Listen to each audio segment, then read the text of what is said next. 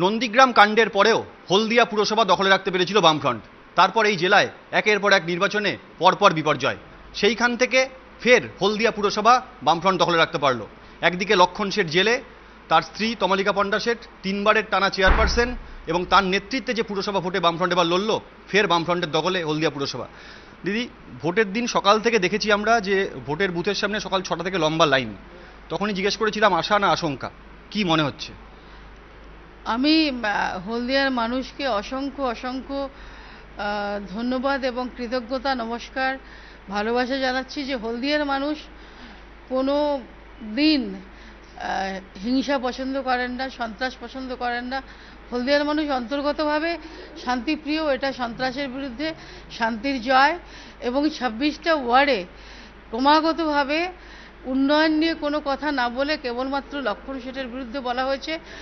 এই যে এটা লক্ষণ শেঠকে জেলে রেখে এই বোর্ডকে তৃণমূল কবজা করতে চেয়েছিল। জেলে থাকা লক্ষণ শেঠও কত শক্তিশালী সেটাও তৃণমূল কংগ্রেস এখন বুঝবে। এই যে ভোটের ফলাফলটা এই 26টা ওয়ার্ডে হলো, আমরা প্রচারের সময়ও দেখেছিলাম যে বামফ্রন্ট প্রার্থীরা, বিশেষ করে সিপিএম প্রার্থীরা, আপনারা বারবার অভিযোগ করেছেন যে প্রচার করতে দেওয়া হচ্ছে না, মনোনয়নে বাধা দেওয়া হচ্ছে, হুমকি দেওয়া হচ্ছে। কিন্তু প্রচারেও আপনাদের হলদিয়াতে যেরকম সিপিএমকে আমরা দেখে অভ্যস্ত, সেই প্রচার, সেই প্রভাব কিছুই ছিল না। প্রচারে ঝান্ডা ছিল না, ফেস্টুন ছিল না। ছিল না এই জন্য যে প্রতি মুহূর্তে আমাদের ঝান্ডা ফেস্টুনগুলো আমাদের ছিঁড়ে ফেলে দেওয়া হয়েছে এবং পুড়িয়ে দেওয়া হয়েছে, কোথাও তুলে নিয়ে চুরি করে নিয়ে এসে। কিন্তু তার মানে এই নয় যে মানুষের মন থেকে বামফ্রন্টকে বা লালকে উপড়ে ফেলা গেছে, সেটা এটার প্রমাণ। আমার ওয়ার্ডে বারবার এই ঘটনা ঘটেছে, শেষে আমরা আর লাগাইনি, কিন্তু আমরা মানুষের কাছে গেছি। এই ভোটে পার্টি এখানে যতটা মানে নেতৃত্ব দিয়েছেন, আমি বলবো যে জান প্রাণ কবুল করে প্রার্থীরা তারাই মানুষের কাছে গেছে, মানুষের কাছে গেছে। মানুষের কাছে যেতে কেউ মানে করেননি, পিছপা হননি, এবং সেই মানুষই এই সিদ্ধান্ত নিয়েছেন।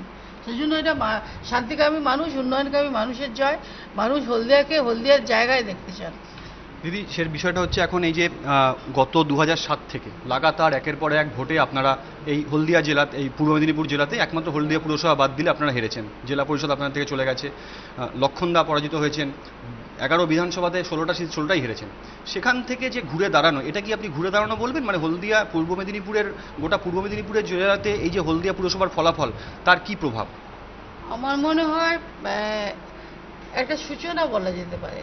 আমি সম্পূর্ণ ঘুরে দাঁড়ানো এটা বলবো না, এটা একটা ইঙ্গিত, একটা সূচনা, যেখান থেকে তৃণমূল কংগ্রেস শিক্ষা নিয়ে নিজেদের শোধরাতে পারে। হলদিয়া হচ্ছে মূলত একটা সন্ত্রাস করে সবসময় সবকিছুকে দমন মানুষের কন্ট্রোল করা যায় না। হলদিয়া হচ্ছে দিদি একটা শিল্পাঞ্চল এলাকা, যেখানে ভোটারের একটা বড় অংশ, 60-70% অংশ শ্রমিক বা শ্রমিক পরিবারের লোকজন। এবং এই শ্রমিক আমরা দেখেছি কিন্তু 2009-এর লোকসভা ভোটেও যখন লক্ষণ শেঠ নিজে শ্রমিক আন্দোলনের নেতা, তিনিও কিন্তু এই হলদিয়া বিধানসভায় ভালো ফলাফল হয়নি। 2011 বিধানসভাতে আরও খারাপ ফলাফল হয়েছে। সেইখান থেকে এই যে শ্রমিক ভোট, এই যে গত এক বছরে তৃণমূলের যে রাজ্য চালানো, তার কি কোনো প্রভাব পড়লো এই পুরসভা ভোটে?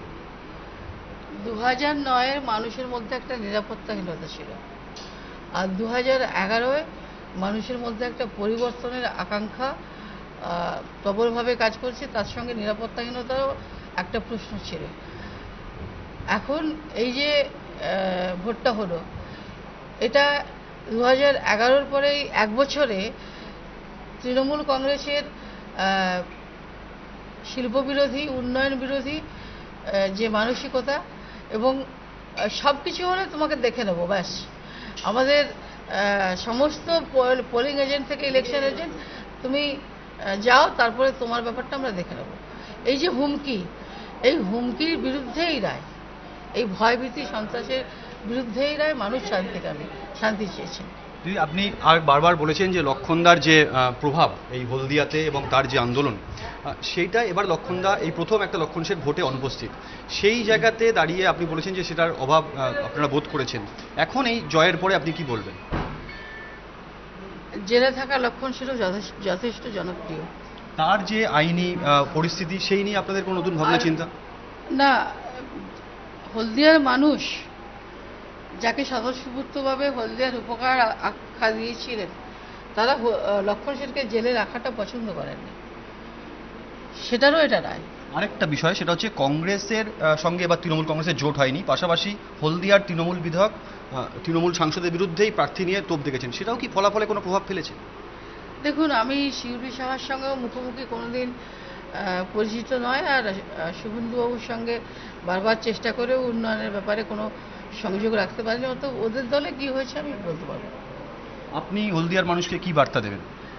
আমি বার্তা দেবো যে হলদিয়ার মানুষকে আমরা শ্রদ্ধা, নমস্কার, ভালোবাসা জানিয়ে একথাই বলবো, আপনারা সেই স্বাক্ষর রাখলেন যে স্বাক্ষর সত্যি একটা সারা রাজ্যের মানুষ, সারা দেশের মানুষকে একটা বার্তা পাঠালো যে মানুষ উন্নয়ন চায়, মানুষ শান্তি চায়। শেষ একটা জিনিস জিজ্ঞেস করবো, সেটা হচ্ছে হলদিয়ার মানুষকে বার্তা দেওয়ার পাশাপাশি আপনার দলের রাজ্য নেতৃত্ব দলের ভেতর থেকেও বারবার লক্ষণ সেনের বিরুদ্ধে বিভিন্ন রকম ব্যাপারে। ক্যামেরায় উজ্জ্বল রায়ের সঙ্গে বিতনু চট্টোপাধ্যায়, এবিপি আনন্দ, হলদিয়া।